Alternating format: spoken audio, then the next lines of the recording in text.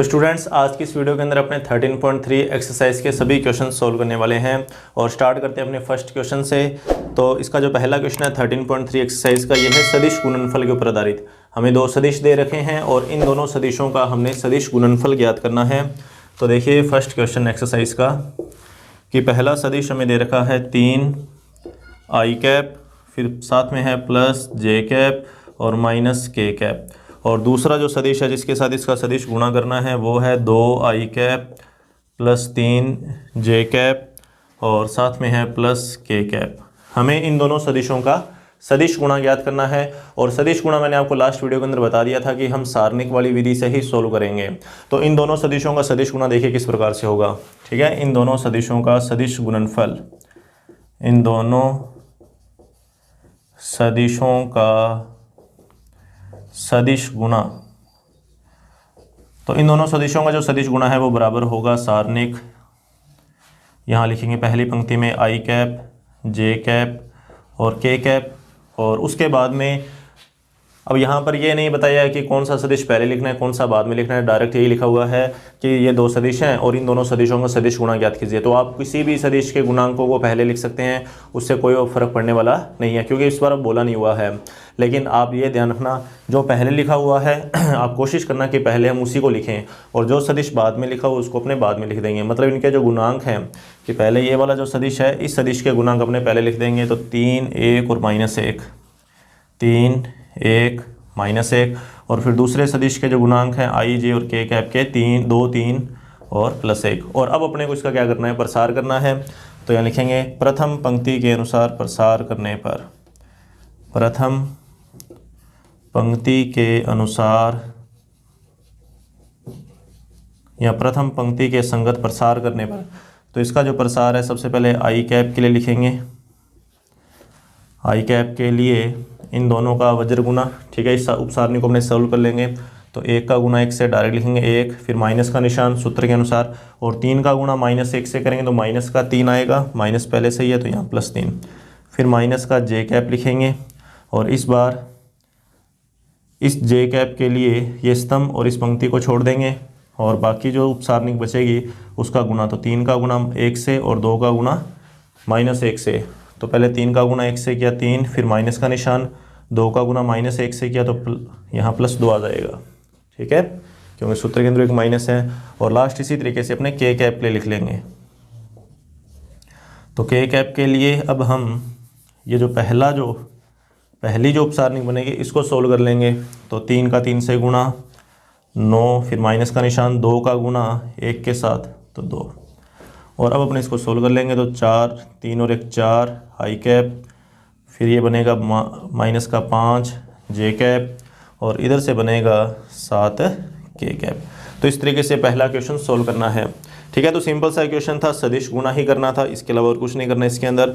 अब दूसरे क्वेश्चन के अंदर भी आपको दो सदिश दे रखे हैं और इन दोनों सदिशों के लंब इकाई सदिश को ज्ञात करना है। मतलब दोनों सदिशों के लंबवत सदिश ज्ञात करो लेकिन वो इकाई होना चाहिए।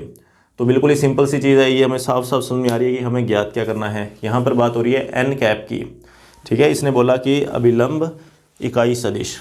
देखिए दूसरा क्वेश्चन किस तरीके से सोल्व करेंगे अपने।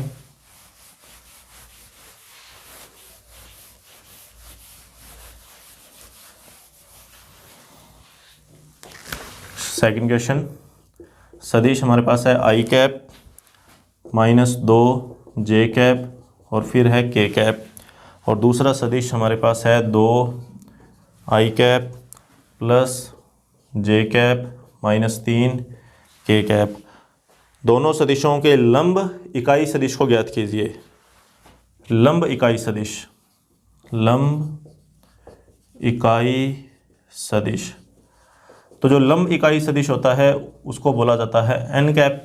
लंब इकाई सदिश को बोला जाता है एन कैप, और एन कैप का हमने सूत्र लिखा था लास्ट कि एन कैप बराबर होगा ए सदिश क्रॉस बी सदिश और बटा में इसी सदिश का जो है वो परिमाण, कि ए क्रॉस बी सदिश ए और सदिश बी का जो अपने सदिश गुना होगा उसका परिमाण, उसका अपने को भाग देना है। और ए सदिश और बी सदिश अपने इन दोनों को मान लेंगे।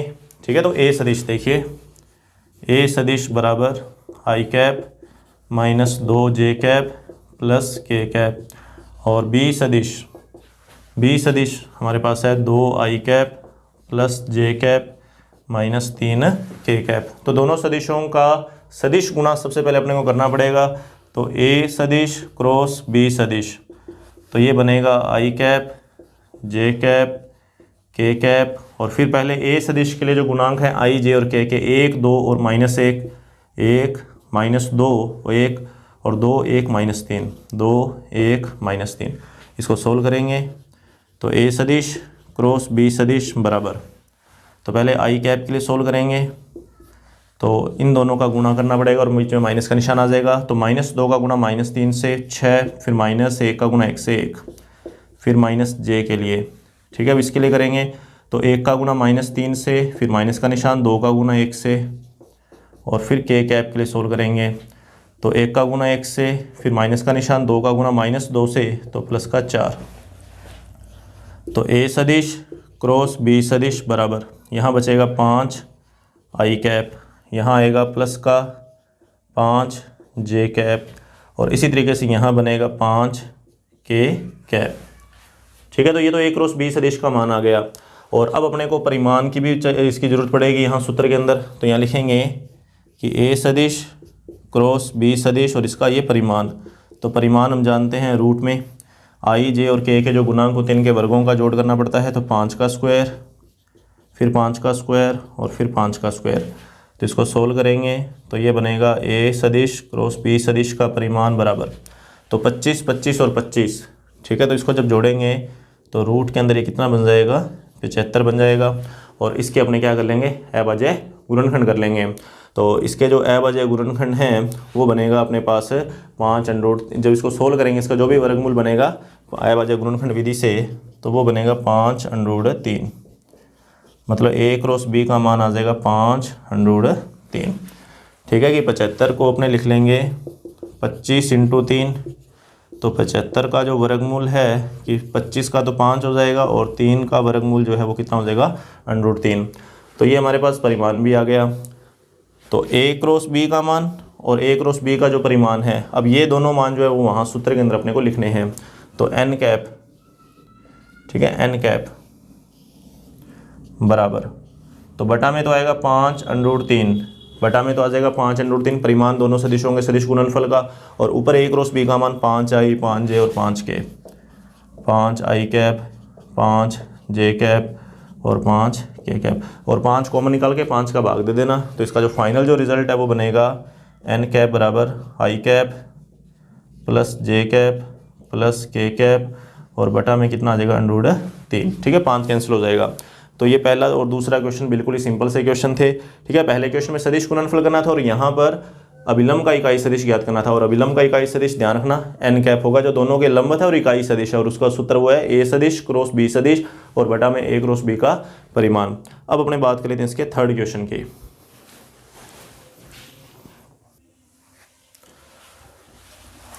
तो देखिए इसका जो थर्ड क्वेश्चन है बिल्कुल ही सिंपल सा क्वेश्चन है। ये भी हमें a क्रॉस b जो सदिश है a सदिश और b सदिश इनके क्रॉस प्रोडक्ट और उसके परिमाण का वर्ग इस सारणी के बराबर सिद्ध करना है। तो इस क्वेश्चन में अपने क्या करेंगे, दायां पक्ष और बायां पक्ष दोनों पक्षों को सोल्व करेंगे और दोनों को सोल्व करके फिर उनको बराबर दिखा देंगे, ठीक है। कि एक तो इसको भी सोल्व करना पड़ेगा और एक इधर से इस राइट हैंड साइड दोनों को बराबर ही सोल्व करना पड़ेगा। तो देखिए सबसे पहले तो LHS का मान कितना आएगा, LHS बराबर, तो यहाँ सबसे पहले तो लिख ही लेते हैं जो अपने को दे रखा है a सदिश क्रॉस b सदिश और इसके परिमाण का स्क्वायर। तो a क्रॉस b का परिमाण हम जानते हैं ये बराबर होता है कि a सदिश का परिमाण, फिर b सदिश का परिमाण, और फिर साथ में आ जाएगा इसके साइन थीटा। तो इसका वर्ग, इसका क्या करना है, वर्ग करना है। तो ये बनेगा वर्ग तीनों के ऊपर अलग अलग लग जाएगा। तो a सदिश के परिमाण का वर्ग, b सदिश के परिमाण का वर्ग, और इधर आ जाएगा साइन स्क्वायर थीटा। कि LHS को तो अपने इतना ही सोल्व कर सकेंगे। अब अपने बात करेंगे RHS की, कि RHS को किस तरीके से सोल्व करना है। तो यहीं लिख लेते हैं RHS बराबर, तो सारणिक हमें दे रखी है। तो पहले तो अपने क्या करेंगे, सारणिक के अंदर जो अदिश गुणनफल दे रखा है उस अदिश गुणनफल के मान लिख लेंगे। कि सबसे पहले तो हमें यहाँ दिखाई दे रहा है a सदिश डॉट a सदिश, तो ये अपने जानते हैं ये बराबर होता है a सदिश के परिमाण का स्क्वायर। फिर a डॉट b जो होगा वो ए सदिश का परिमाण, बी सदिश का परिमाण और साथ में आ जाएगा कोस थीटा।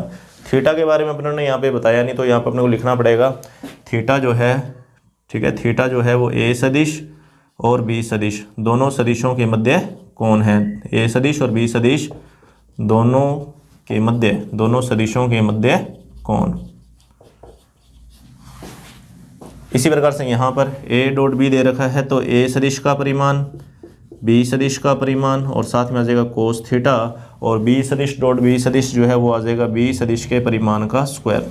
और अब अपने इनका कर देंगे वज्र गुणा, क्योंकि 2 × 2 की जो सारणी है उसको हल करने का ये तरीका है कि क्रॉस प्रोडक्ट करके बीच में माइनस करना होता है। तो इसका जो सॉल्यूशन है वो देखिए क्या होगा, इन दोनों का गुणा हो जाएगा, तो ए सदिश के परिमाण का स्क्वायर, बी सदिश के परिमाण का स्क्वायर, ठीक है, इन दोनों का गुणा हो गया ये, फिर माइनस का निशान। अब इन दोनों का गुणा, तो इन दोनों में भी देखिए ये सेम ही पद है, तो इसका मतलब इनका भी वर्ग ही हो जाएगा कि ए सदिश के परिमाण का स्क्वायर, बी सदिश के परिमाण का स्क्वायर और कोस स्क्वायर थीटा, कि ए सदिश के परिमाण का स्क्वायर, बी सदिश के परिमाण का स्क्वायर और साथ में आ जाएगा कोस स्क्वायर थीटा। और अब अपने को पता है कि ये जो पद है ए सदिश के परिमाण का स्क्वायर और बी सदिश के परिमाण का स्क्वायर, ये पद कॉमन आ जाएगा, तो इस पद को अपने कॉमन निकाल लेंगे, कि इस पूरे पद को यहाँ से अपने निकालेंगे कॉमन। तो जब इसको अपने कॉमन निकालेंगे तो ये बनेगा ए सदिश के परिमाण का स्क्वायर, बी सदिश के परिमाण का स्क्वायर और 1 माइनस कोस स्क्वायर थीटा, ठीक है। जब अपनों ने इसको कॉमन निकाल लिया तो यहाँ पर बचेगा 1 और वहाँ बचेगा कोस स्क्वायर थीटा, और 1 माइनस कोस स्क्वायर थीटा हम जानते हैं कितना होता है साइन स्क्वायर थीटा। और जैसे ही अपने यहाँ पर साइन स्क्वायर थीटा लिखेंगे तो ये जो LHS है, ये LHS और ये वाली जो RHS है, ये दोनों आपस में क्या हो जाएंगी, बराबर हो जाएंगी। तो यहाँ अपने लिख देते हैं कि ए सदिश के परिमाण का स्क्वायर, बी सदिश के परिमाण का स्क्वायर और यहाँ सर्व समीका का यूज़ करेंगे तो ये बन जाएगा साइन स्क्वायर थीटा, और ये बराबर किसके है, LHS के बराबर है, कि RHS और LHS दोनों को हमने क्या कर दिया, बराबर कर दिया, ठीक है। तो सिंपल सा क्वेश्चन है, बस अपने को यहाँ पर ये सूत्र का यूज़ करके और एक सारणी को हल करना, इतना ही काम करना था। यहाँ पर बात करते हैं हमने नेक्स्ट क्वेश्चन की। देखिए चौथा जो क्वेश्चन है वो भी आपको डायरेक्ट सदिश गुणा, अपने को यहाँ पर बंटनता नियम का यूज़ करना है। तो देखिए किस तरीके से इसको हमने सोल्व करेंगे चौथे क्वेश्चन को। ये भी बिल्कुल सिंपल सा क्वेश्चन है, बस हमें सदिश के सामान्य गुणधर्मों का यूज़ करना आना चाहिए, कि यहाँ पर एक तो बंटनता नियम का यूज़ होगा और दूसरा यहाँ पर कर्म विनिमय, सदिशों के लिए कर्म विनिमय एक नियम है, उस नियम का भी हम यूज़ करेंगे। और लास्ट वीडियो के अंदर मैंने उसके बारे में आपको बताया भी हुआ है कि सदिश गुणा में कर्म विनिमय किस तरीके से यूज़ किया जाता है। तो देखिए इसका चौथा क्वेश्चन, कि सिद्ध कीजिए कि ए सदिश क्रॉस बी सदिश प्लस सी सदिश और फिर प्लस बी सदिश क्रॉस सी सदिश प्लस ए सदिश, फिर प्लस सी सदिश क्रॉस ए सदिश प्लस बी सदिश, और बराबर सिद्ध करना है शून्य सदिश के, ठीक है, शून्य सदिश है ये, ध्यान देना। इसको सोल्व करके 0 सदिश बनाना है। तो देखिए कैसे करेंगे, तो मैंने बोला कि बंटनता नियम, यहाँ पर अपने बंटनता नियम का यूज़ करेंगे। तो बंटनता नियम यहाँ पर किस तरीके से लगाएंगे, तो वो देखिए LHS को अपने सोल्व कर रहे हैं, ध्यान देना, कि ए क्रॉस को अंदर ले जाएंगे, ठीक है, ए क्रॉस को अंदर ले जाएंगे तो ये बनेगा ए सदिश क्रॉस बी सदिश, फिर ये प्लस का निशान, फिर ए सदिश क्रॉस सी सदिश, ठीक है। इस पद को सोल्व करने पर इतना पद आ गया हमारे पास, फिर ये प्लस का निशान यहाँ लगाया। इस बी सदिश का क्रॉस प्रोडक्ट इन दोनों के साथ करेंगे तो बी सदिश क्रॉस सी सदिश प्लस बी सदिश क्रॉस ए सदिश, फिर प्लस का निशान, और इस सी सदिश का क्रॉस प्रोडक्ट इन दोनों के साथ तो सी सदिश क्रॉस ए सदिश और फिर सी सदिश क्रॉस बी सदिश। और अब अपने, ये तो बंटनता नियम हो गया, और अब अपने को लगाना है यहाँ पर कर्म विनिमय नियम। सदिशों के सदिश गुणनफल के लिए जो कर्म विनिमयता का नियम, उसमें मैंने बोला था कि जब अपने कर्म चेंज करते हैं तो माइनस का निशान आ जाता है, दिशा चेंज हो जाती है। हमने देखा था कि ए क्रॉस बी की दिशा और अगर बी क्रॉस ए की बात करें अपने, दोनों में सिर्फ दिशाओं का अंतर होता है और किसी भी बात का अंतर नहीं होता, कि ये दोनों सदिश जो हैं वो परिमाण के रूप में बराबर रहते हैं, लेकिन दिशाएं इनकी क्या रहती हैं, अलग अलग रहती हैं। मतलब ये विपरीत सदिश होते हैं, या यूँ कह सकते हैं कि ये ऋण सदिश होंगे। इसके आगे माइनस लगा देंगे ना ऐसे, तो ये बराबर हो जाएंगे। कि इसका सॉल्यूशन और इसका जो सॉल्यूशन है, दोनों का परिमाण एक जैसा आएगा, लेकिन दोनों की दिशाएं अलग अलग होने के कारण यहाँ पर माइनस लगाया जाता है।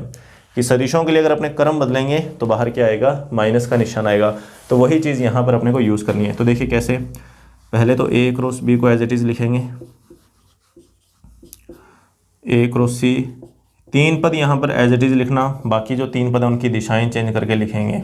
अब देखिए बी क्रॉस ए, तो बी क्रॉस ए को इंटरचेंज कर देंगे, मतलब अगर मैं इसको ए को यहाँ लिखूँ और बी को यहाँ लिखूँ तो बाहर माइनस आ जाएगा इस प्लस की जगह, ए सदिश क्रॉस बी सदिश। सी क्रॉस ए में भी यही होगा, माइनस आ जाएगा, ए और सी को इंटरचेंज करेंगे, और उसी तरीके से सी क्रॉस बी के अंदर भी माइनस आ जाएगा अगर अपन इनको इंटरचेंज करेंगे तो। ठीक है, इन दोनों को इंटरचेंज करोगे तो माइनस का निशान आएगा। और अब आपको पता लग ही रहा होगा कि ए क्रॉस बी और ये ए क्रॉस बी दोनों सदिशों को जब माइनस करोगे तो शून्य सदिश प्लस, ठीक है, इन दोनों का जो रिजल्ट है वो शून्य सदिश बन जाएगा। फिर ए क्रॉस सी और ए क्रॉस सी ये भी माइनस में है तो ये भी शून्य सदिश, और बी क्रॉस सी और बी क्रॉस सी ये भी शून्य सदिश। तो टोटल जो रिजल्ट है वो बराबर आ जाएगा किसके, 0 के बराबर आ जाएगा या 0 सदिश के बराबर आ जाएगा। ठीक है, अब अपने देखते हैं इसका जो नेक्स्ट क्वेश्चन है। देखिए 5वां क्वेश्चन इसका काफ़ी इंपॉर्टेंट है क्योंकि इसमें कंसेप्ट का यूज़ होगा सदिश गुणनफल के, तो इसको बड़े ही ध्यान से समझना। और इसमें एक चीज़ और है, समांतर सदिशों का भी यहाँ पर यूज़ होगा। तो देखते हैं किस तरीके से इस क्वेश्चन को अपने सोल्व करेंगे।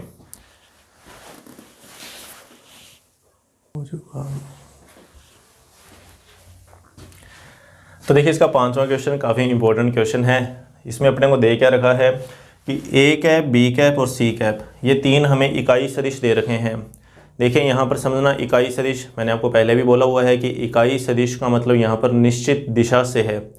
निश्चित दिशा का मतलब ये हुआ कि एक तरीके से हमें ये जो 3 दिशाएं दे रखी हैं ये ए सदिश, बी सदिश और सी सदिश की दिशाएं दे रखी हैं। ध्यान देना, ये तीनों की तीनों इकाई सदिश तो हैं ही, लेकिन ये निश्चित दिशाएं हैं, या यूं कह दो कि दिशाएं हैं। ठीक है, दिशाएं हैं इन तीनों सदिशों की, कि ए सदिश, बी सदिश और सी सदिश, इन तीनों के लिए निश्चित दिशाएं।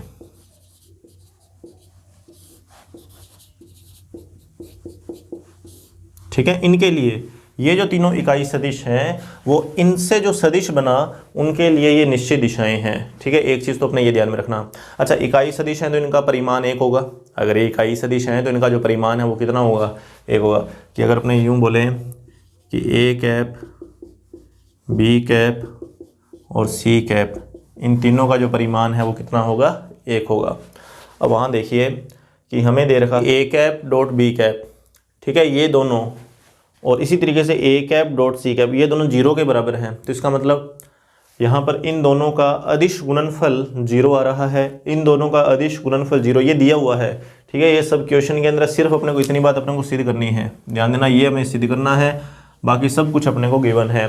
तो यहाँ पर अपने को दिया हुआ है कि A cap dot B cap और A cap dot C cap जो है वो 0 है। इसका मतलब क्या हुआ, इसका मतलब ये हुआ कि ए सदिश बी सदिश के लंबवत है और इसी प्रकार से ए सदिश सी सदिश के भी लंबवत है। इकाई सदिश भी अगर डॉट गुणनफल में 0 दे रहे हैं, डॉट गुना में अगर इकाई सदिशों के लिए भी 0 है, तो इसका मतलब भी वो लंबवत की ही कंडीशन है कि सदिशों का अदिश गुना 0 होने का मतलब है कि वो सदिश आपस में क्या है, लंबवत है। कि अपने यहाँ से कह सकते हैं कि ए कैप लंबवत बी कैप, या मैं यूँ कह सकता हूँ कि ए कैप लंबवत सी कैप। ठीक है, दोनों ही बातें हैं कि ये दोनों आपस में लंबवत हो जाएंगे, ये दोनों आपस में लंबवत हो जाएंगे, कारण इनका अदिश गुणा क्या है, 0 है। अब ध्यान देना, यहाँ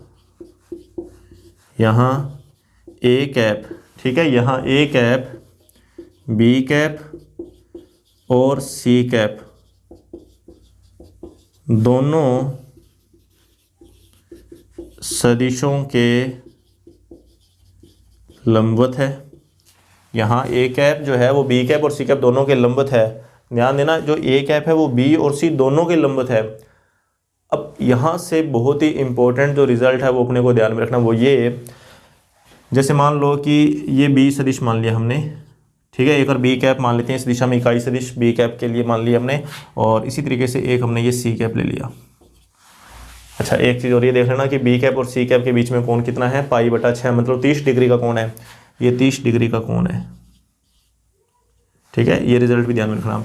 तो ये 2 सदिश मान लिए हमने। अब ये क्या कह रहा है कि ए कैप, बी कैप और सी कैप दोनों सदिशों के लंबवत है। मतलब इस दिशा में अगर अपने बी सदिश को मानते हैं, अगर ये बी सदिश की दिशा है, ये सी सदिश की दिशा है, तो ए सदिश की जो दिशा होगी वो लंबवत है तो लंबवत वो बाहर की तरफ भी हो सकती है और लंबवत वो अंदर की तरफ भी हो सकती है। कि ध्यान देना कि इस बार जो ए सदिश है वो बी सदिश के लंबवत बाहर भी हो सकता है और लंबवत अंदर की तरफ भी हो सकता है। ठीक है, लंबवत बाहर की तरफ, लंबवत बाहर की ओर भी हो सकता है या फिर लंबवत अंदर की ओर भी हो सकता है। ठीक है, एक तो ये चीज़। और एक चीज़ और अपने को ध्यान में रखनी है कि जब हमने ए क्रॉस बी, जब हमने सदिश गुणनफल किया था और वहाँ पर हमने ए क्रॉस बी को देखा था, तो हमने ये बोला था कि जो ए क्रॉस बी होता है, जो ए क्रॉस बी होता है वो ए और बी दोनों के लंबवत होता है। कि दोनों सदिशों के लंबवत अगर आपको कोई सदिश चाहिए तो इसका मतलब उनका जो क्रॉस प्रोडक्ट वाला जो सदिश होगा वही जो सदिश होगा वो दोनों सदिशों के क्या होता है, लंबवत होता है। इससे अलग कि जैसे मान लो ए सदिश और अगर ये बी सदिश है, कोई अपने से पूछे कि ए क्रॉस बी कहाँ होगा, तो ए क्रॉस बी जो होगा ना वो इन दोनों के क्या होगा, लंबवत होगा। ठीक है, ये रिजल्ट हमने पढ़ा हुआ है कि अगर इस तरफ ए और इस तरफ बी है तो ए क्रॉस बी कहाँ पर होगा, ए क्रॉस बी इन दोनों के क्या होगा, लंबवत होगा। अब ध्यान देना, मैं यहीं आपसे पूछूं कि B cap cross C cap का क्या होगा, ये कहाँ पर है, B cap cross C cap कहाँ पर होगा, बी, ठीक है, B cap cross C cap ये कहाँ होगा। तो अगर इस तरफ बी है और इस तरफ सी है तो इन दोनों का जो क्रॉस प्रोडक्ट जो मैं यहाँ पर लिख रहा हूँ तो ये जो सदिश होगा ये इन दोनों के क्या होगा, लंबवत होगा। अब वो लंबवत बाहर की तरफ भी हो सकता है और वो लंबवत अंदर की ओर भी हो सकता है। ठीक है, अभी अपने को पता नहीं है कि बी नीचे ही है या बी ऊपर है। ठीक है, इसके बारे में अपने को पता नहीं है। एक बार इतना ध्यान में रखना कि लंबवत होगा। यहाँ मैं लिख देता हूँ B cap cross C cap जो है यह है बी कैप और सी कैप दोनों के लंबवत होगा। ठीक है, यहाँ पर दो बातें एक साथ चल रही हैं। वो दो बातें कौन कौन सी हैं कि एक तो ए कैप के लिए ये क्वेश्चन चल रहा है और एक खुद बी और सी के लिए चल रहा है ये क्वेश्चन, कि ये अपने को क्वेश्चन के अंदर दे रखा है। एक बार इसको छोड़ दीजिए, चाहे इसकी अपने बाद में बात कर लेंगे कि ए कैप जो है वो बी कैप और सी कैप दोनों के लंबवत है। और यहाँ से हम एक अपने खुद का एक नियम बना रहे हैं। बना तो क्या रहे हैं कि वो हमने पढ़ा हुआ है कि हमने ये भी पढ़ा हुआ है कि अगर इस तरफ बी है और इस तरफ अगर सी सदिश है तो इन दोनों का क्रॉस प्रोडक्ट जो होता है वो भी तो दोनों के लंबवत होता है। मतलब कहने का ये हुआ कि ये जो सदिश है ये सदिश इन दोनों के लंबवत है और ये वाला जो सदिश है ये सदिश भी इन दोनों के क्या है, लंबवत है। ठीक है, ये दो बातें ध्यान में रखनी है कि खुद बी क्रॉस सी भी इन दोनों के लंबवत है और अपने को जो दिया हुआ है ए सदिश या इकाई कैप के रूप में जो भी इकाई सदिश के रूप में जो भी दिया हुआ है कि ए कैप जो है वो भी इन दोनों के लंबवत है, कि ये वाला सदिश भी इन दोनों के लंबवत है और ये वाला सदिश भी इन दोनों के लंबवत है। तो यहाँ से एक रिजल्ट ये निकल के आएगा कि यहाँ से जो रिजल्ट निकला कि ये वाला जो सदिश है वो इस सदिश के समांतर हो जाएगा। कि मान लो कल्पना करना कि ये ए कैप की दिशा मतलब इकाई सदिश हो गया ए सदिश के लिए। ठीक है, यहाँ पर एक ए सदिश है और बी क्रॉस सी मान लो ये हो गया जो कि इन दोनों के क्या होगा, लंबवत होगा। तो यहाँ पर तो मैंने बनाया अभी इकाई सदिश ए के लिए, यहाँ पर तो मैंने ए कैप बनाया और यहाँ पर मैंने बनाया बी क्रॉस सी, तो दोनों आपस में क्या हो गए, समांतर हो गए। वो दिशाएं चाहे कैसी मर्जी हो उससे अपने को कोई लेना देना नहीं है, लेकिन इतना ज़रूर अपने को पता लग गया कि दोनों आपस में क्या होंगे, समांतर होंगे। कि खुद ए जो है वो इन दोनों के लंबवत है और खुद बी क्रॉस सी जो है वो भी इन दोनों के लंबवत है। तो ये दोनों जो सदिश होंगे ये आपस में समांतर हो जाएंगे। तो मैं यहाँ पर लिख रहा हूँ कि ए कैप जो है वो समांतर हो जाएगा B cap cross C cap के। ये रिजल्ट है जो काफ़ी इंपॉर्टेंट है क्योंकि ए कैप भी इन दोनों के लंबवत है और बी क्रॉस सी जो है वो भी इन दोनों के लंबवत है। तो दो ऐसे सदिश जो किसी अन्य सदिश के लंबवत हों तो वो आपस में समांतर हो सकते हैं, समांतर हो जाएंगे। ठीक है, तो ये चीज़ अपने को ध्यान में रखनी है। यहाँ थोड़ी सी करेक्शन अपने को करनी पड़ेगी, बुक के अंदर भी यहाँ पर कैप का ही यूज़ करना पड़ेगा। ठीक है, क्वेश्चन सारा कैप के रूप में ही है। तो ये रिजल्ट आया अपने पास कि इकाई सदिश जो ए के लिए था और B cap cross C cap जो है वो दोनों आपस में क्या हो जाएंगे, समांतर हो जाएंगे।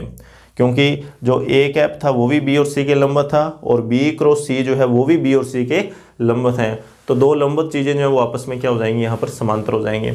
अब देखना यहाँ पे अगर ये दोनों आपस में समांतर हैं, अगर ये दोनों आपस में समांतर हैं तो ये दोनों जो हैं वो एक दूसरे के अदिश गुणनफल अदिश गुणा के रूप में किसी कांस्टेंट का कोई कांस्टेंट अपने नंबर ले लेंगे, उस नंबर के साथ इसका मल्टीप्लाई करके अपने लिख सकते हैं। और ये मैंने आपको स्टार्टिंग के लेक्चर्स के अंदर बता भी रखा है कि अगर ये दोनों आपस में समांतर हैं, ये नियम इस तरीके से था अलग से कि अगर ए सदिश बी सदिश के समांतर है, ठीक है, अगर ए सदिश बी सदिश के समांतर है तो ए सदिश को मैं लिख सकता हूँ लैम्डा बी सदिश इस तरीके से।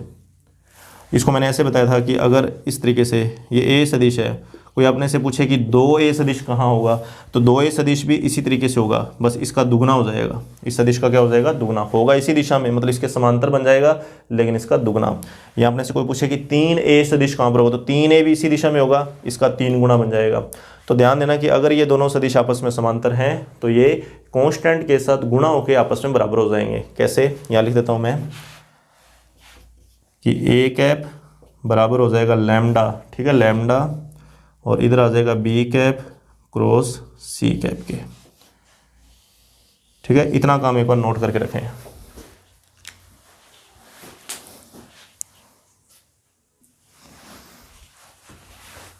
तो हमने लिखा कि ए कैप जो है वो बराबर आ गया lambda B cap cross C cap के। तो यहाँ लिखेंगे दोनों तरफ परिमाण लेने पर कि अगर ये दोनों सदिश आपस में बराबर है तो इनका परिमाण भी आपस में बराबर हो जाएगा। तो ए कैप का परिमाण और इधर आ जाएगा lambda B cap cross C cap का परिमाण। तो ए कैप का परिमाण जानते हैं कितना है? 1 है, ठीक है, क्योंकि इकाई सदिश हैं। यहाँ से परिमाण अलग अलग हो जाएगा, लैम्डा का परिमाण अलग और B cap cross C cap का परिमाण अलग। तो 1 बराबर लैम्डा का परिमाण या मोड लैम्डा, और इधर से ये रिजल्ट हम जानते ही हैं, ये तो हमने स्टार्टिंग के अंदर ही पढ़ रखा है सदिश गुणा के लिए, कि इस तरीके का जो मान है वो बराबर होता है बी कैप का परिमाण सी कैप का परिमाण और फिर आ जाता है साइन थीटा। और थीटा मैंने भी आपको बताया ये यहाँ पर π/6 है बी और सी के लिए। बी और सी के बीच में कोण कितना है? 30 डिग्री का कोण है, तो यहाँ पर थीटा की जगह अपने π/6 लिख देंगे। तो 1 बराबर लैम्डा का परिमाण गुणा, ठीक है, सामान्य गुणा बी कैप के लिए जगह आ जाएगा 1 और सी कैप के परिमाण की जगह भी कितना आ जाएगा? 1 आ जाएगा, और इनटू में थीटा की जगह ये यहाँ पर π/6 लिखूँ तो साइन 30 डिग्री का मान 1/2, तो यहाँ पर 1/2 लिख दो। ये 2 पलट के इस साइड गुणा में आ जाएगा, तो हमारे पास बनेगा ये 2 बराबर मोड लैम्डा, ठीक है, 2 बराबर कितना बन जाएगा? Mode lambda. या यूँ कहें कि लैम्डा का जो मान है वो +2 भी हो सकता है और -2 भी हो सकता है, कि अपने को इसको संतुष्ट करवाना है। तो मोड, ठीक है, मोड लैम्डा अगर 2 के बराबर है तो ये कब हो सकता है? जब लैम्डा का मान +2 हो, तो +2 का मोड भी 2 बनेगा, और लैम्डा का मान अगर -2 हो तो -2 का मोड भी कितना बनेगा? +2 बनेगा। तो लैम्डा का जो मान है +-2 यहाँ पर लिख दो।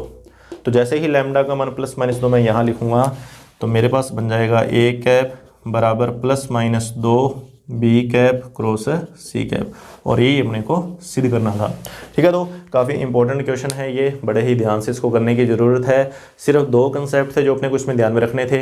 एक तो इसका यूज़ किया हमने, और यहाँ से फिर हमने एक समांतर की कंडीशन अलग से निकाली। बस ये 2 ही बातें अगर अपने को समझ में आ जाती हैं तो क्वेश्चन बिल्कुल ही ईजी हो जाएगा। आगे तो परिमाण लेकर इसको सोल्व करना है। नेक्स्ट क्वेश्चन की बात कर लेते हैं।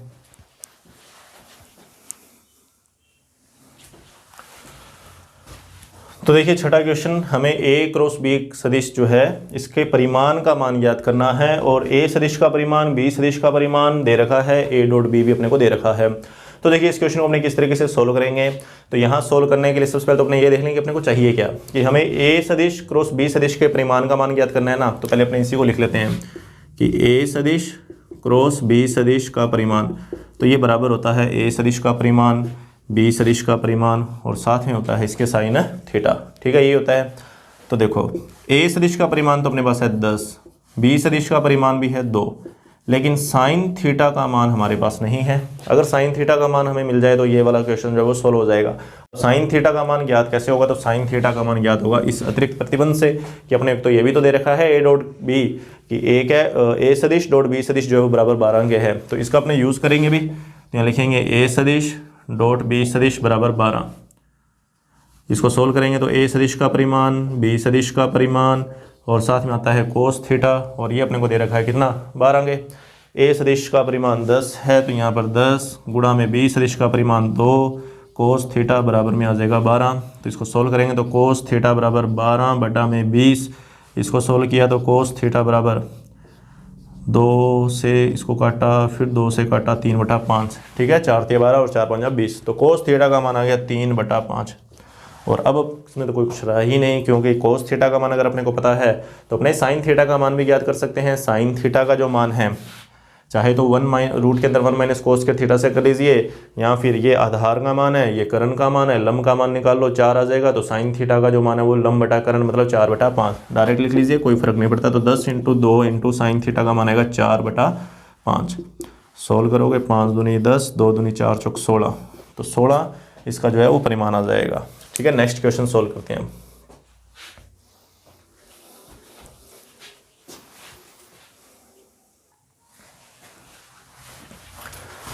तो देखिए इसका 7वां क्वेश्चन, 2 सदिश दे रखे हैं और दोनों सदिशों के लंबवत, ठीक है, दोनों सदिशों के लंबवत 9 इकाई परिमाण वाला सदिश ज्ञात कीजिए।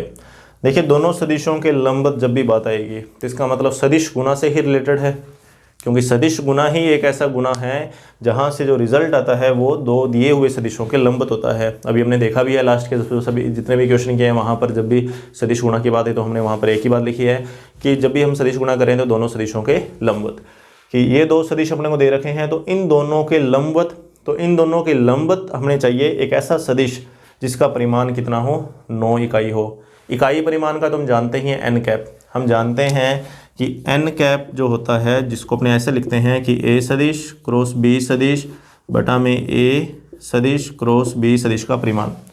ये क्या सदिश, ये कौन सा सदिश है, ये इकाई सदिश है ए और बी के लंबवत। इसको अपने ऐसे बोलते हैं कि ए सदिश और बी सदिश दोनों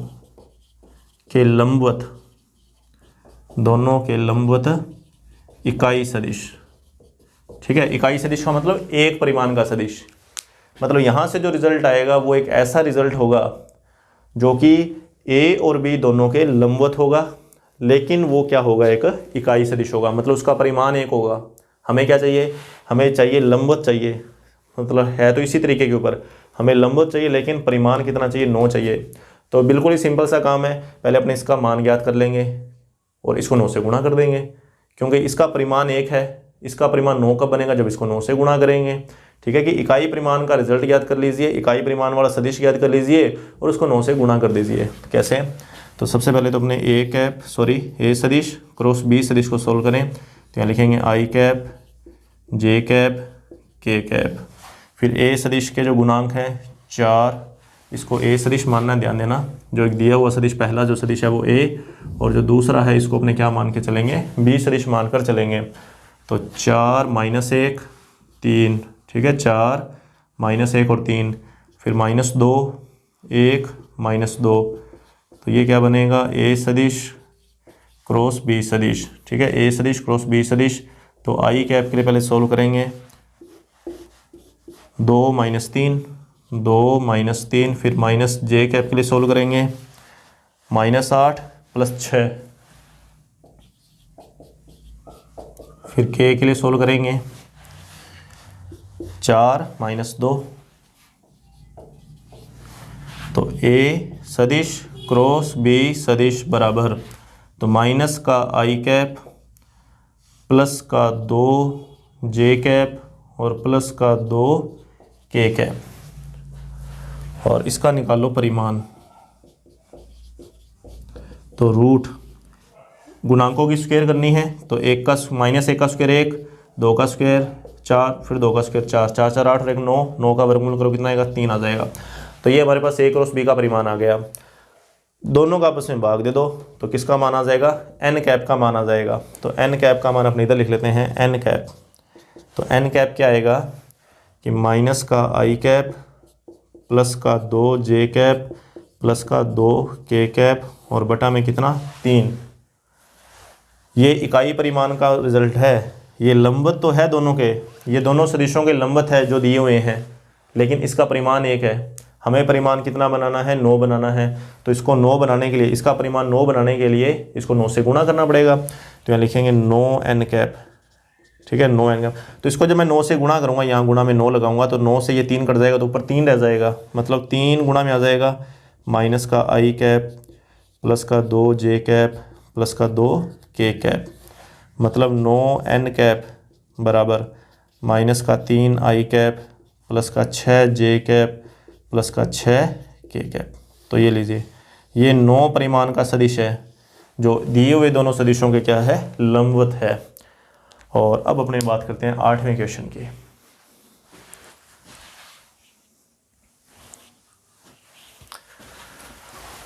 तो देखिए इसका 8वां क्वेश्चन काफ़ी इंटरेस्टिंग क्वेश्चन है। ये भी किस तरीके से करना है, पहले तो इसमें सिद्ध करना है कि ए सदिश माइनस बी सदिश का क्रॉस प्रोडक्ट जो है ए सदिश प्लस बी सदिश के साथ वो बराबर है ए क्रॉस बी सदिश का जो गुना होगा उसका दुगुना।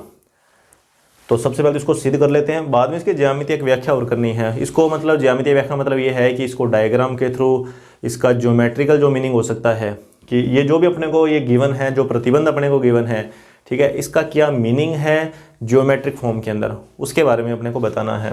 तो पहले तो अपने LHS को सोल्व करके RHS में चेंज करें। तो वो देख लेते हैं LHS कि ए सदिश माइनस बी सदिश, फिर क्रॉस ए सदिश प्लस बी सदिश। तो सबसे पहले तो अपने यहाँ पर यूज़ करेंगे बंटनता नियम का। तो देखिए बंटनता नियम यहाँ पर किस तरीके से लगाएंगे। तो पहले अपने बात कर लेते हैं इस पूरे सदिश की।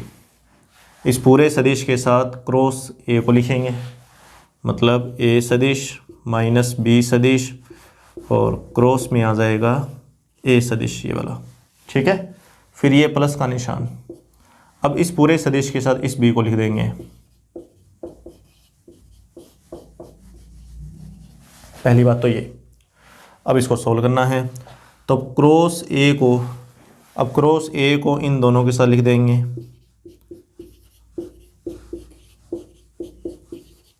फिर प्लस, और क्रॉस बी को इन दोनों के साथ,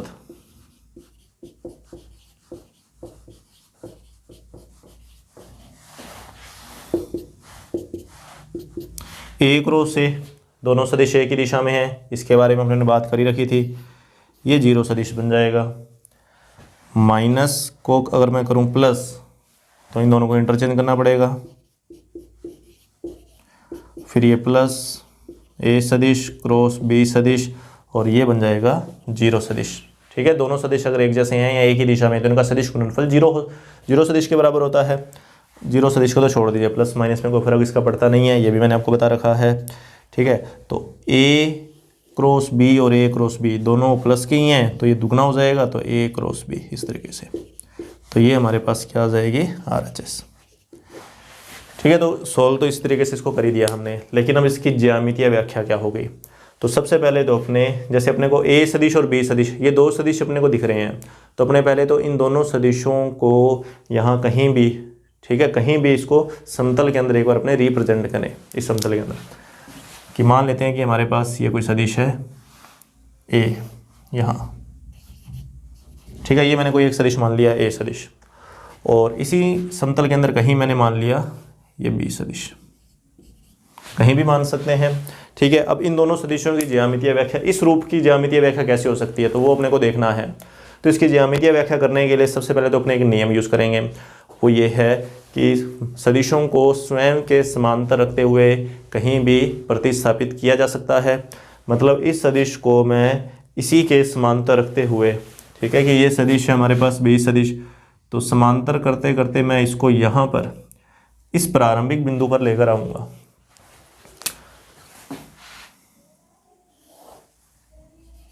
ये बी सदिश, ध्यान देना ये समांतर है, ठीक है। बनाने इस तरीके से हैं कि दोनों समांतर है। थोड़ा छोटा करना चाहो तो इसको कर सकते हैं, और यहाँ पर कोई ना कोई एक एंगल बनेगा, हालांकि दिखाने की जरूरत नहीं है, एक बार छोड़िए इस एंगल को। ये बिंदु जरूर इसको नाम देना पड़ेगा ए, ठीक है। पहला नियम तो उन्होंने वो यूज़ कर ही लिया कि इस सदिश को यहाँ से उठा कर यहाँ ले आए।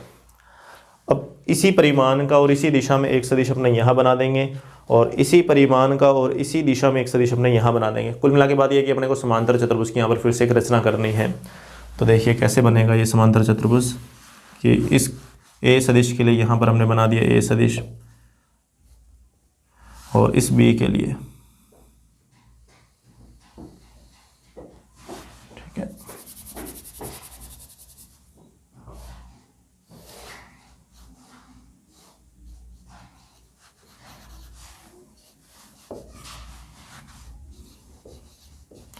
ठीक है, हमने बनाना है एक समांतर चतुर्भुज, बना दिया हमने एक समांतर चतुर्भुज।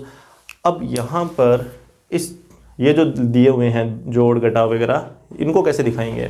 तो देखिए, अगर अपने यहाँ पर विकर्ण बनाए ये वाला,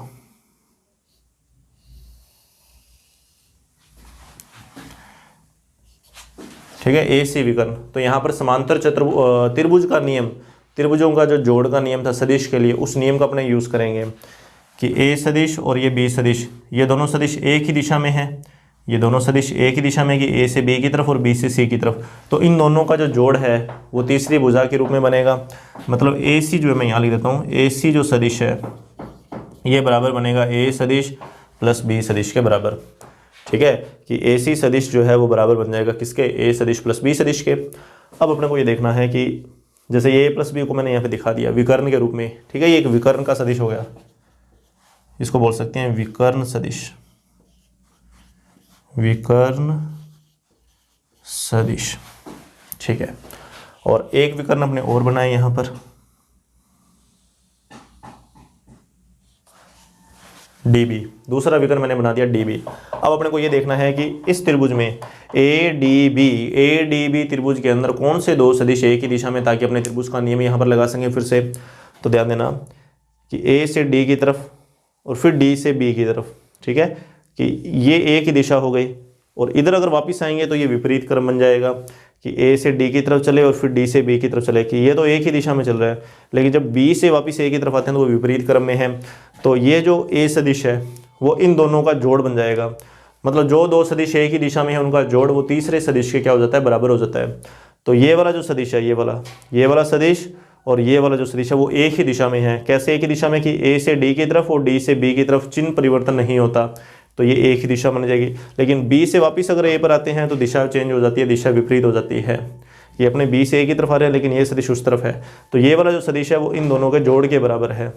कि अपने यहाँ पर कह सकते हैं कि ए डी और डी बी, कि पहले ए से डी की तरफ और फिर डी से बी की तरफ, इन दोनों का जोड़ हो जाएगा, और ये जोड़ बराबर हो जाएगा ए बी सदिश के, ये जोड़ बराबर ए बी सदिश के। यहाँ आ जाएगा ए डी सदिश जो है वो बी सदिश के बराबर है, फिर डी बी सदिश और ये ए सदिश के बराबर है। तो डी बी सदिश का जो मान है वो बन जाएगा ए सदिश माइनस बी सदिश, तो ये भी विकर्ण सदिश आ गया।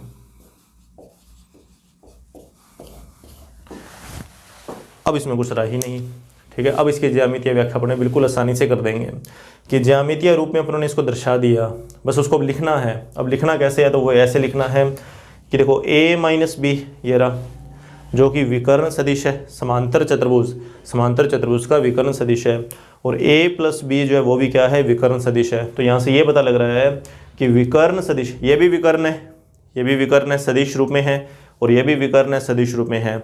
तो सदिश रूप में जो विकर्णों का गुणा होता है, सदिश रूप में विकर्णों का सदिश गुणा, ये भी एक सदिश है, ये भी एक सदिश है, बीच में क्रॉस लगा हुआ है, इसका मतलब इन दोनों सदिशों का सदिश गुणा कर रहे हैं। और किनका कर रहे हैं? विकर्णों का कर रहे हैं। कि विकर्ण सदिशों का सदिश गुणनफल जो है वो किसके बराबर होता है? वो बराबर होता है a क्रॉस b। अब a और b क्या चीज़ है? तो जो a सदिश है ये समांतर चतुर्भुज की एक भुजा है, और b सदिश उसके लिए एक आसन भुजा है। कि समांतर चतुर्भुज की आसन भुजाओं के सदिश गुणनफल का दुगना, समांतर चतुर्भुज की आसन भुजाओं के सदिश गुणनफल का दुगना, ये समांतर चतुर्भुज की दोनों आसन भुजाएं हैं सदिश रूप में, तो इनका ये सदिश गुणनफल और फिर उसका कर दिया दुगना। समांतर चतुर्भुज की आसन भुजाएं ली कि एक सदिश ये रहा अपना भुजाओं का ए सदिश, और दूसरा सदिश ये रहा बी सदिश, तो इन दोनों का सदिश गुणा ये रहा, उसका कर दिया दुगना। तो भुजाओं का जो सदिश गुणा होता है उसका जो दुगना है वो बराबर होता है विकर्णों के सदिश गुणनफल के बराबर होता है, ठीक है। बस इसको लिखना है कि यहाँ पर अपने ऐसे लिखेंगे कि यदि ए सदिश और बी सदिश, यदि ए सदिश और बी सदिश ये दोनों किसी समांतर चतुर्भुज की आसन भुजाओं को व्यक्त करते हैं, आसन भुजाओं को व्यक्त करते हैं तो इन भुजाओं के सदिश रूप का, तो इन भुजाओं के सदिश रूप के, ठीक है, सदिश रूप के सदिश गुणनफल का दुगना, ठीक है, सदिश रूप के सदिश गुणनफल का दुगना विकर्ण सदिशों के सदिश गुणनफल के बराबर होता है। विकर्ण सदिशों के सदिश गुणा के बराबर होता है, सदिश गुणा के बराबर होता है। बस इस तरीके से अपने इसको लिख सकते हैं, ज़्यादा कोई अपने को लंबी चौड़ी बात इसमें भी अपने को नहीं लिखनी है कि ए सदिश और बी सदिश ये दोनों किसी समांतर चतुर्भुज की आसन भुजाओं को अगर व्यक्त करते हैं, अगर ए सदिश और बी सदिश किसी समांतर चतुर्भुज की आसन भुजाओं को व्यक्त करते हैं तो इन भुजाओं के सदिश रूप के सदिश गुणनफल का दुगना, मतलब ये भुजाओं का सदिश रूप है, ये जो दोनों सदिश अपने को दिख रहे हैं ये भुजाओं का सदिश रूप है, तो इन दोनों का जो सदिश गुणनफल होगा फिर उसका दुगना, दोनों भुजाओं के सदिश गुणनफल का जो दुगना है वो दुगना जो होगा वो किसके बराबर होगा, वो दुगना बराबर होगा विकर्ण सदिशों के सदिश गुणनफल के बराबर, कि ये भी विकर्ण सदिश और ये भी विकर्ण सदिश है तो इन दोनों के सदिश गुणनफल के बराबर होता है। सिर्फ इतना ही अपने को लिखना है और ज़्यादा अपने को इसमें कुछ भी लिखने की ज़रूरत नहीं है। अब ये तो 8वां, अब 9वां क्वेश्चन, ठीक है, 9वां क्वेश्चन, और इसके जैसा ये क्वेश्चन हमने पिछली एक्सरसाइज 13.2 के अंदर भी किया हुआ है, तो देखें उसको किस तरीके से सोल्व करना है।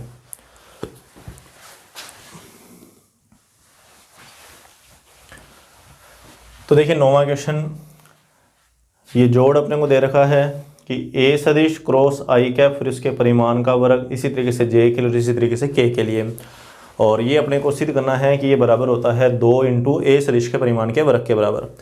तो देखिए इस क्वेश्चन को किस तरीके से सोल्व करना है, हम क्या करेंगे, यहाँ पर ए सदिश को अपनी तरफ से घटकों के रूप में मानकर चलेंगे कि अपने को ए सदिश के बारे में यहाँ पर कुछ भी नहीं दे रखा कि ए सदिश है क्या, तो अपने क्या लिखेंगे, मानना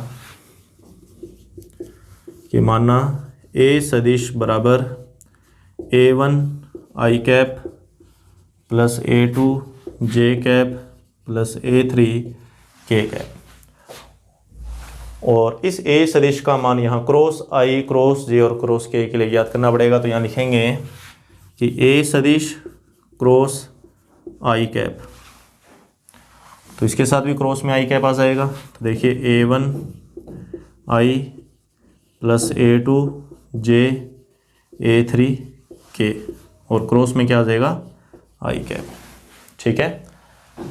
तो ये क्या बनेगा कि क्रॉस आई को अब इन तीनों के साथ लिखना है, क्रॉस आई को इन तीनों के साथ लिखना है। अच्छा एक चीज़ को और ध्यान में रखना अपने को यहाँ पर ये कि जैसे मैंने यहाँ पर क्रॉस आई को राइट हैंड साइड में लिखा है ए के, यहाँ पर जैसे ए के राइट हैंड साइड में है तो ए का जो भी मान है उसके भी राइट हैंड साइड में लिखना है, ऐसा नहीं है कि अपने आई क्रॉस यहाँ इस साइड लिख दें, ठीक है। इस चीज़ का ध्यान रखना कि कई बार हो सकता है कि अपने जल्दबाजी के अंदर जैसे यहाँ तो मैंने ए के राइट हैंड साइड में आई को लिख दिया, लेकिन अपने क्या करते हैं कि इसके राइट के बजाय अपने लेफ्ट में लिख देते हैं, तो कहीं ऐसा नहीं करना है, ऐसा करने से दिशाएं चेंज हो जाती हैं, क्वेश्चन में फ़र्क पड़ सकता है, ठीक है। इस चीज़ को समझना कि अगर यहाँ राइट हैंड साइड में अपने इसका गुणा कर रहे हैं तो इधर भी राइट हैंड साइड में ही रहेगा।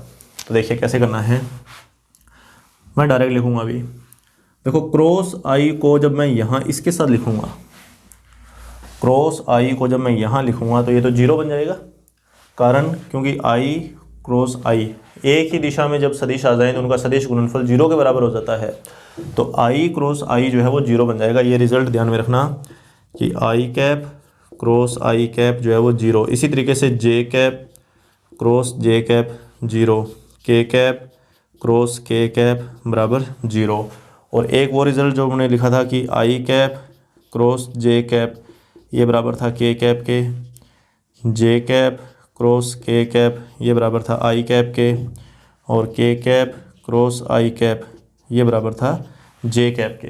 एक ये 3 रिजल्ट ध्यान में रखना, और दिशाएं चेंज करोगे तो माइनस आ जाएगा वो भी। तो क्रॉस आई को जब यहाँ लिखूँगा तो 0, अब क्रॉस आई को इस जे के साथ लिखना है, तो जे क्रॉस आई, जे क्रॉस आई, यहाँ पर आई क्रॉस जे है लेकिन यहाँ क्या बना जे क्रॉस आई, तो आई क्रॉस जे और जे क्रॉस आई में माइनस का फर्क रह जाएगा। ठीक है, इस पद के साथ सदिश गुणा तो 0 बन गया। अब मैं इसके साथ कर रहा हूँ इसका गुणा, तो जे क्रॉस आई जो है वो माइनस के बराबर, तो माइनस का A2 के कैप, फिर प्लस अब A3 के क्रॉस आई ये रहा, के क्रॉस आई जे कैप के बराबर है, तो A3 जे कैप। ठीक है, तो ये A क्रॉस आई का मान आ गया। इसी प्रकार से ये दो मान निकाल लेंगे, फिर इनके परिमाण निकालने पड़ेंगे। तो देखो अब मैं लिखूँगा A क्रॉस जे।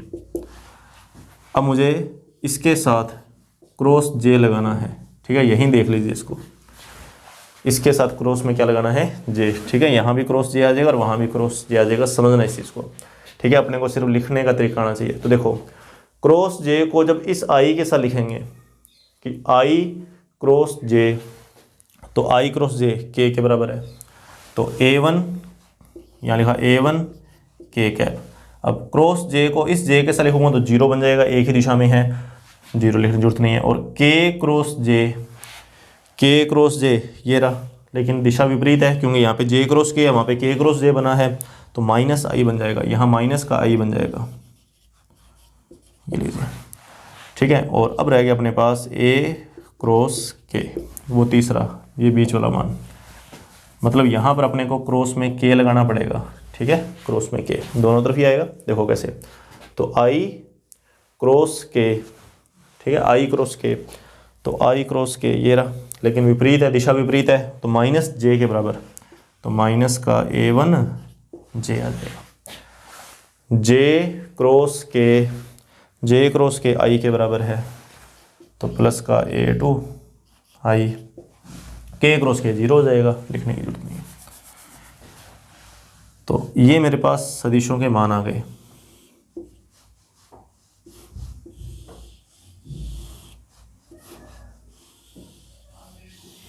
ठीक है, ये अपने पास मान आ गए, मतलब अब ये तीनों जो हैं ये तीनों यहाँ पर आ जाएंगे, लेकिन इनका परिमाण निकालना है। यहाँ पर परिमाण कि इसका भी परिमाण ज्ञात करना है, फिर इसका परिमाण ज्ञात करना है, फिर इसका परिमाण ज्ञात करना है। तो पहले परिमाण अपने ज्ञात कर ही लेते हैं। तो देखिए कि A क्रॉस आई कैप का परिमाण, तो ये रूट में, ठीक है, इसका परिमाण, तो इसका परिमाण निकालना है। तो ये जो गुणांक हैं इन गुणांकों का स्क्वायर करना है और फिर इसका जोड़ और फिर उसका वर्गमूल, यही काम होता है परिमाण में। तो आई का गुणांक तो इसमें है ही नहीं, आई का गुणांक इसमें कहीं नहीं है, तो आई के लिए तो 0 आ जाएगा। अब जे वाला गुणांक देख लो कितना, जे वाला गुणांक A3 है, तो A3 का स्क्वायर, और के वाला जो गुणांक है वो माइनस का A2 है, लेकिन स्क्वायर करो तो प्लस A2 के अंदर ही चेंज हो जाएगा, मतलब A2 स्क्वायर। ये रूट हटाओगे तो ये बनेगा, इधर स्क्वायर आ जाएगा और इधर आ जाएगा A3 की स्क्वायर और साथ में आ जाएगा A2 का स्क्वायर। अब मैं डायरेक्ट लिखूँगा, पूरा डिटेल में अपने करने की जरूरत नहीं है। इसी प्रकार A सदिश क्रॉस जे कैप के परिमाण का स्क्वायर, इसका जो परिमाण है उसकी स्क्वायर क्या बनेगी, तो मैं वो भी डायरेक्ट लिखूँगा कि A3 की स्क्वायर प्लस A1 की स्क्वायर, और फिर A सदिश क्रॉस के कैप के परिमाण की स्क्वायर, और इसके परिमाण की स्क्वायर, तो A2 स्क्वायर और A1 स्क्वायर, A2 की स्क्वायर A1 की स्क्वायर। ठीक है, A2 स्क्वायर और A1 की स्क्वायर। अब इन तीनों का करना है जोड़। ये देखो तीनों का जोड़ है, बीच में प्लस है ना, तो इन तीनों को जोड़ेंगे तो लिखेंगे योग करने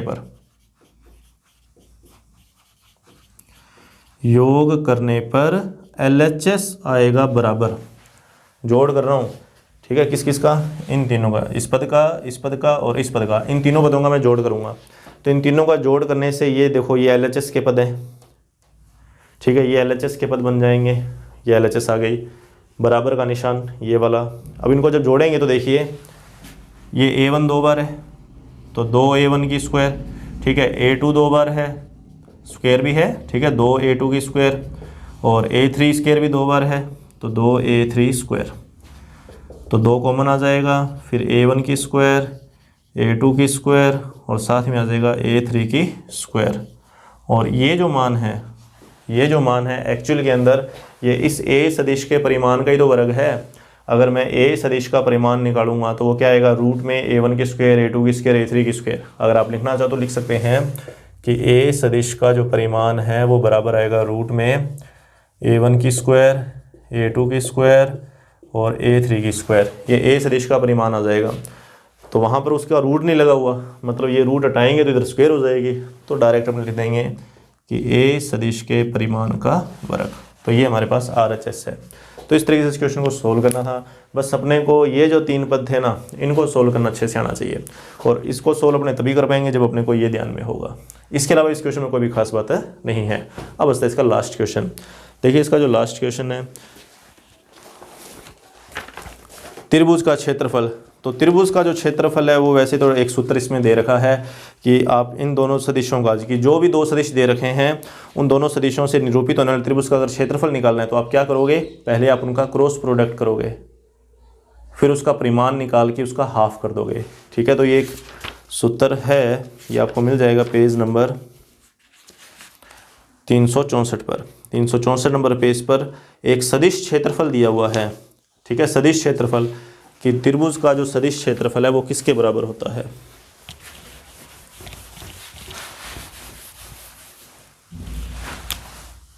कि ए सदिश और बी सदिश। ठीक है, इससे ये जो त्रिभुज बनेगा, इस त्रिभुज का जो सदिश क्षेत्रफल है, त्रिभुज का सदिश क्षेत्रफल, सदिश क्षेत्रफल ये बराबर होता है a क्रॉस b बटा में 2। ठीक है, सदिश रूप में। और आपको ध्यान हो तो ये समांतर चतुर्भुज का क्षेत्रफल होता है इतना इतना। अगर ये समांतर, देखो इससे समांतर चतुर्भुज बन सकता है कि अगर अपने इस a सदिश को यहाँ बना दें ऐसे, और इस b सदिश को यहाँ बना दें। ठीक है, कि ये a सदिश और ये b सदिश, तो इस पूरे समांतर चतुर्भुज का जो क्षेत्रफल होता है वो यही तो होता है सदिश रूप में, कि a cross b। a cross b जो है वो इस समांतर चतुर्भुज का क्षेत्रफल होता है। और समांतर चतुर्भुज में अपने जानते हैं कि विकर्ण जो होता है वो 2 सर्वांगसम त्रिभुजों के अंदर इसको विभाजित करता है। कि समांतर चतुर्भुज का जो विकर्ण होता है वो 2 त्रिभुज बना देता है, लेकिन वो दोनों के दोनों त्रिभुज सर्वांगसम होते हैं। मतलब ये वाला त्रिभुज इसके सर्वांगसम है, और सर्वांगसम त्रिभुज का क्षेत्रफल आपस में बराबर होता है। तो इसका क्षेत्रफल और इसका क्षेत्रफल आपस में बराबर हो जाएगा। या यूं कहें कि इस पूरे का हाफ करो तो ये वाला क्षेत्रफल बनेगा या ये वाला क्षेत्रफल बनेगा। ठीक है, तो अपने को ध्यान रखना है कि त्रिभुज का सदिश क्षेत्रफल, ठीक है, अब अपने को इसकी बात नहीं करनी कि इस त्रिभुज का जो सदिश क्षेत्रफल है वो a क्रॉस b बटा में 2 के बराबर हो जाएगा। और इसी में अगर ये बोल दे कि त्रिभुज का क्षेत्रफल, सदिश ना लगाए, कि सदिश क्षेत्रफल लगाओगे तो ये है, और अगर सीधा बोल दे कि त्रिभुज का क्षेत्रफल ज्ञात करो, तो त्रिभुज का जो क्षेत्रफल है ना वो बनेगा a क्रॉस b का परिमाण और बटा में 2। तो दोनों में अंतर है परिमाण का सिर्फ, कि सदिश रूप में पूछेंगे तो परिमाण नहीं निकालना, डायरेक्ट पूछ लिया कि क्षेत्रफल ज्ञात कीजिए तो परिमाण निकाल के फिर आधा कर देना। तो आपको लास्ट क्वेश्चन खुद को सोल्व करना है। ए सदिश और 2 सदिश अपने 2 दे रखे हैं, दोनों का क्रॉस प्रोडक्ट कीजिए, परिमाण निकालिए और उसका आधा कर दीजिए, त्रिभुज का क्षेत्रफल आ जाएगा।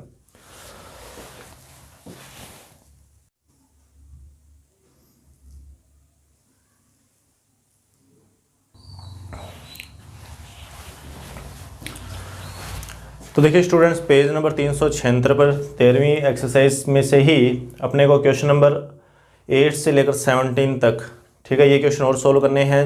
और इसमें से भी मैं आपको ये 13वां, 15वां, 16वां, 17वां ये 4 क्वेश्चन सोल्व करवा रहा हूँ। बाकी के जो क्वेश्चन जो हैं वो सामान्य से क्वेश्चन है, कोई प्रक्षेप के ऊपर आधारित है, कोई अदिश गुणा के ऊपर आधारित है, कोई बीच का कोण ज्ञात करना है, तो इस तरीके के वो क्वेश्चन है। तो वो क्वेश्चन तो सामान्य से क्वेश्चन है जो आप खुद सोल्व कर सकते हैं।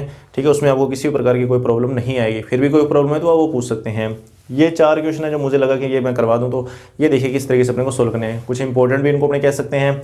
तो देखिए फर्स्ट जो क्वेश्चन है इसमें, मतलब 13वां क्वेश्चन, कि ए सदिश और बी सदिश दोनों सदिशों के परिमाण बराबर है और उनको ज्ञात भी करना है। ठीक है, कि ए सदिश का परिमाण ये दिया हुआ है बुक में, ए सदिश का परिमाण और बी सदिश का परिमाण, दोनों सदिशों के परिमाण बराबर है, उन्हें ज्ञात करना है। साथ में थीटा, मतलब दोनों के बीच का एंगल, ए सदिश और बी सदिश के बीच में जो एंगल है वो 60 डिग्री है, और दोनों का जो अदिश गुणनफल है वो कितना है, 1/2 है। तो देखिए इस क्वेश्चन को अपने किस तरीके से सोल्व करेंगे। सबसे पहले तो हम लिखेंगे यहाँ पर a डॉट बी का सूत्र। तो ये सूत्र हमने जानते ही हैं कि ए सदिश का परिमाण, बी सदिश का परिमाण और साथ में कोस थीटा। सूत्र के अंदर अपने मान लिख देंगे। तो a डॉट बी की जगह तो 1/2 आ जाएगा। ए सदिश का परिमाण और बी सदिश का परिमाण, दोनों का परिमाण बराबर है लेकिन अपने को ज्ञात करना है। तो मान लेते हैं कि x, इधर भी x आ जाएगा और साथ में आ जाएगा कोस थीटा, थीटा की जगह आ जाएगा 60 डिग्री। तो 1/2 बराबर x स्क्वायर। कोस 60 डिग्री का मान, cos 60 डिग्री का मान हम जानते हैं कि कितना होता है 1/2। तो यहाँ आ जाएगा 1/2, 1/2 से 1/2 कट जाएगा, तो एक्स स्क्वायर बराबर आ जाएगा 1, एक्स बराबर आ जाएगा 1 का वर्गमूल। हालांकि प्लस माइनस रूट 1 इस तरीके से अगर आप लिखोगे 1 बन जाएगा, लेकिन ये परिमाण है, चूँकि x जो है वो a सदिश का परिमाण और b सदिश का परिमाण है, जो कि पॉजिटिव होगा। क्या होगा? पॉजिटिव। इसलिए a सदिश का परिमाण और b सदिश का जो परिमाण है वो बराबर हम क्या लिखेंगे? +1 के लिखेंगे। ठीक है, तो ये तो 13वें क्वेश्चन का सॉल्यूशन है। बिल्कुल ही सिंपल सा क्वेश्चन है। इसी तरीके के वो क्वेश्चन है जो मैंने छोड़े हैं क्वेश्चन, वो इसी तरीके के ऊपर आधारित है। आप उनको सोल्व करके देखना। ठीक है, अब अपने बात कर लेते हैं 15वें क्वेश्चन के। 15वें क्वेश्चन के अंदर अपने को 3 सदिश दे रखे हैं, a, b और c, और साथ में क्या दिया हुआ है कि a प्लस में लैम्डा b, a सदिश प्लस में लैम्डा b सदिश जो है ये लंबवत है। ये टोटल जो पद आएगा ये लंबवत होगा c सदिश के साथ। तो यहाँ पर अब लंबवत की कंडीशन का अपने यूज़ करेंगे, और लंबवत की एक ही कंडीशन है जो हम जानते हैं कि कोई भी सदिश, दो सदिश अगर लंबवत हैं तो उनका अदिश गुना 0 होता है। कोई भी दो सदिश अगर लंबवत हैं तो उनका अदिश गुना जो है वो कितना होता है? 0 होता है। कि अपने को पता है कि अगर a डॉट b अगर 0 है तो ये कब होता है? जब a लंबवत हो किसके? b के। ठीक है, a डॉट b अगर 0 है तो इसका मतलब a b के लंबवत है। तो यहाँ पर लंबवत दे रखा है तो इसका मतलब इनका अदिश गुणनफल क्या होगा? 0 होगा। तो देखिए क्वेश्चन नंबर 15 दिया है, क्या दिया है कि a सदिश प्लस लैम्डा b सदिश लंबवत c सदिश, दैट एम्प्लाइज। तो इसका मतलब क्या हुआ? इसका मतलब ये हुआ कि a सदिश प्लस लैम्डा b सदिश का डॉट प्रोडक्ट बराबर आ जाएगा 0 के। ठीक है, शून्य बन जाएगा ये, और ये शून्य जो है, ठीक है, इसको मतलब शून्य करने के बाद इसको सोल्व कैसे करना है कि डॉट c को अंदर ले जाओ, तो ये बनेगा a dot c plus lambda b dot c बराबर 0। तो लैम्डा b डॉट c बराबर माइनस में a डॉट c, तो लैम्डा बराबर माइनस में a डॉट c बटा b डॉट c। ये लैम्डा का मान है, लेकिन इसको सोल्व करना है अभी। ठीक है अभी इसको सोल्व करना है। तो देखिए इसको सोल्व कैसे करेंगे? तो a b c के मान तो है ही ना हमारे पास, तो उस मानों से तो सोल्व करेंगे कि a डॉट c, कि a का c के साथ डॉट गुना और फिर b का c के साथ डॉट गुना, ये डॉट गुना करो और रिजल्ट निकाल लो कि a का c के साथ गुना जो है a का c के साथ, ठीक है, a का c के साथ डॉट गुना। तो अपने इसको डायरेक्ट लिखेंगे, आप वो खुद सोल्व करके देख लेना। माइनस बाहर पड़ा रहेगा, ठीक है, माइनस बाहर पड़ा रहेगा। तो a डॉट c, तो a का c के साथ गुना कैसे करेंगे? i वाले पद का i वाले पद के साथ गुना, j वाले पद का गुना j वाले के साथ, और k वाले पद का गुना k वाले पद के साथ। मतलब 2 का गुना होगा 3 से तो 6, फिर 2 का गुना होगा 3 से 6, फिर इधर से 3, इधर k वाला पद है ही नहीं, 0 0। अब b डॉट c, नीचे कितना है? b डॉट c, तो b और c, इस बार b और c का गुना करेंगे, ठीक है, b और c का।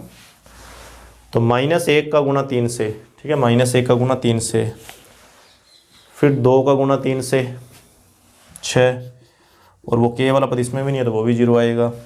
तो लैम्डा बराबर ऊपर माइनस का 12, नीचे बनेगा प्लस का 3, ठीक है, तो लैम्डा का मान -4, लैम्डा बराबर आएगा -4। तो इस तरीके से इस क्वेश्चन को सोल्व करना था। और अब अपने पास बचते हैं 2 क्वेश्चन, 16वां और 17वां। इस 16वें क्वेश्चन में a सदिश, b सदिश और c सदिश, तीनों सदिशों के परिमाण बराबर है 1 के, मतलब इकाई सदिश। ठीक है, a सदिश का परिमाण 1 है, b सदिश का परिमाण 1 है, और c सदिश का परिमाण भी कितना है? 1 है। और फिर इनका जो जोड़ है वो 0 भी है, इनका जोड़ 0 सदिश के बराबर भी है। परिमाण 1 है, तीनों का परिमाण 1 है, तीनों का जोड़ 0 है।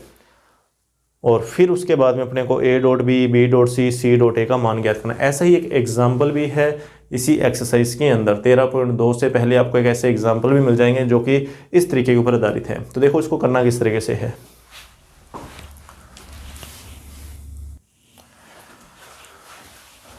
तो देखिए 16वां क्वेश्चन कि a सदिश, b सदिश और c सदिश, तीनों सदिशों का जोड़ 0 के बराबर है। तो अपने इसी को लेकर चलेंगे कि a सदिश प्लस b सदिश प्लस c सदिश, तीनों का जो जोड़ है वो बराबर किसके है? 0 के बराबर है। अगर इन तीनों सदिशों का जोड़ 0 है तो देखिए परिमाण को लिख लीजिए, ए सदिश का परिमाण, बी सदिश का परिमाण, सी सदिश का परिमाण, और ये आ जाएगा इधर जीरो सदिश का परिमाण। तो क्या बनेगा, ए सदिश का परिमाण, बी सदिश का परिमाण, सी सदिश ए बी सी टोटल का परिमाण, ठीक है, ये बराबर बन जाएगा जीरो के, जीरो सदिश का परिमाण जीरो बन जाएगा। अब देखो वर्ग करने पर परिमाण जब भी आ जाए ना तो वहाँ पर ये ध्यान रखना कि वर्ग का यूज़ ज़रूर होगा। वर्ग कर दो दोनों तरफ, तो जैसे ही वर्ग करेंगे तो ए सदिश प्लस बी सदिश प्लस सी सदिश के परिमाण का वर्ग, जीरो का वर्ग जीरो ही रहेगा, उसे कोई फर्क पड़ने वाला है नहीं। लेकिन यहाँ पर अपने एक नियम जानते हैं कि जब परिमाण का वर्ग आ जाता है तो डॉट आ जाता है। कैसे कि ए सदिश प्लस बी सदिश प्लस सी सदिश, फिर डॉट आ जाएगा यहाँ, फिर से ये रिपीट हो जाएगा, ए सदिश प्लस बी सदिश प्लस सी सदिश बराबर क्या हो जाएगा, जीरो। अब इनका बंटन का नियम से गुणा कर दीजिए सामान्य, कि पहले इस ए को इन तीनों के साथ लिखो, फिर इस बी को इन तीनों के साथ लिखो, फिर इस सी को इन तीनों के साथ लिखो, ठीक है। सामान्य गुणा जो अपने करते हैं उसी तरीके से ये वहाँ पर भी गुणा हो जाएगा। बस डॉट का ध्यान रखना कि ए डॉट ए, ठीक है, इस ए के साथ डॉट लगाया, इसके साथ इसके साथ इसके साथ, तो ए डॉट ए, फिर ए डॉट बी, फिर ए डॉट सी। अब इस बी को लिखना है इन तीनों के साथ डॉट लगा के, तो B dot A, B dot B और बी डॉट सी। अब इस सी को इन तीनों से लिखना है, तो C dot A, C dot B, C dot C बराबर में जीरो पड़ा रहेगा। तो देखिए ए डॉट ए का मतलब हुआ कि ए के परिमाण का स्क्वायर, ठीक है, और फिर ये ए डॉट बी, फिर ये ए डॉट सी। वैसे तो सी डॉट ए है ना, जैसे यहाँ पर जो सिद्ध करना है जिसका मान ज्ञात करना है, तो इसलिए अपने क्या करो ना, ये जो ए डॉट सी है, जो ए डॉट सी है इसको लिख लो सी डॉट ए। कोई फर्क पड़ता नहीं है अदिश गुणा में, ठीक है, अदिश गुणा में क्रम विनिमय नियम सामान्य रूप से लगता है, इंटरचेंज कर सकते हैं। B dot A, B dot A, B dot A की जगह ए डॉट बी, इसकी जगह मैं ए डॉट बी लिख रहा हूँ। बी डॉट बी की जगह बी के परिमाण का square, B dot C as it is, फिर C dot A as it is, C dot B, B dot C कर लेना, इसको इंटरचेंज कर दिया, सी डॉट बी को बी डॉट सी लिख दिया, और सी डॉट सी को लिख दो सी के परिमाण का स्क्वायर, और ये बराबर सारा चल रहा है जीरो के, ठीक है। इन्हीं पदों को मैंने यहाँ पर नीचे सोल्व कर दिया। अब देखो क्या होगा, ए सदिश का परिमाण, बी सदिश का परिमाण और सी सदिश का परिमाण बराबर एक के है, तो इसकी जगह एक आ जाएगा, एक का स्क्वायर वो एक ही रहेगा, इसकी जगह एक का स्क्वायर एक, यहाँ भी एक का स्क्वायर एक, और यहाँ भी एक का स्क्वायर एक, तो इन तीनों की जगह तो हमें अपने को लिखना है एक, कि एक का स्क्वायर फिर प्लस। अच्छा, ए डॉट बी और ए डॉट बी, दो गुणा ए डॉट बी, ठीक है, सी डॉट ए, सी डॉट ए, दो गुणा सी डॉट ए, ठीक है, ये भी आ गया, ये भी आ गया, और बी के परिमाण का स्क्वायर मतलब एक का square, B dot C, B dot C, दो इंटू बी डॉट सी, और लास्ट सी के परिमाण का स्क्वायर है, सी के परिमाण का स्क्वायर एक का स्क्वायर, बराबर में जीरो, बराबर में जीरो। कैलकुलेशन है सिंपल सी, कोई दिक्कत ही नहीं होगी आपको। एक का स्क्वायर एक, एक का स्क्वायर एक, एक का स्क्वायर एक, एक एक और एक तीनों का जोड़ कर दो डायरेक्ट तीन प्लस, ठीक है, एक का स्क्वायर एक कर दिया, एक का स्क्वायर एक, एक का स्क्वायर एक, एक एक और एक तीन, और दो दो और ये दो निकालो कॉमन, तो दो कॉमन निकाला तो अंदर बचेगा ए डॉट बी, फिर बी डॉट सी, फिर सी डॉट ए बराबर में जीरो। ये तीन उधर जाएगा माइनस का तीन, और ये दो बटा में जाएगा तो माइनस तीन बटा दो, जो हमें मान चाहिए ना कि A dot B, B dot C और सी डॉट ए, तो इसका मान माइनस का तीन बटा दो, तो ये फाइनल रिजल्ट है इसका माइनस तीन बटा दो। बस ये वाला जो अदिश गुणा किया ना, बस इसका ध्यान रखना है अपने को कि एक तो क्रम विनिमय नियम यहाँ पर लगाया हमने, इंटरचेंज किया तो वहाँ पर कोई फ़र्क नहीं पड़ा, और दूसरा ये जो डॉट सेम जो अगर रिजल्ट आ जाता है, दोनों के बीच में डॉट है और ये दोनों एक जैसे हैं, तो परिमाण की स्क्वायर के रूप में लिखा जाता है। एक इस चीज़ का ध्यान रखना है, बाकी सामान्य सा क्वेश्चन था ये। और अब इसका ये लास्ट 17वां क्वेश्चन, सिर्फ ये क्वेश्चन बचता है। इसमें 3 बिंदु दे रखे हैं और ए, बी और सी के बीच में एंगल मतलब बी एंगल ज्ञात करना है, ठीक है। बी कोण कितने डिग्री का है या कितने रेडियन का, जो भी है वो मान अपने को ज्ञात करना है। तो देखो कैसे करेंगे।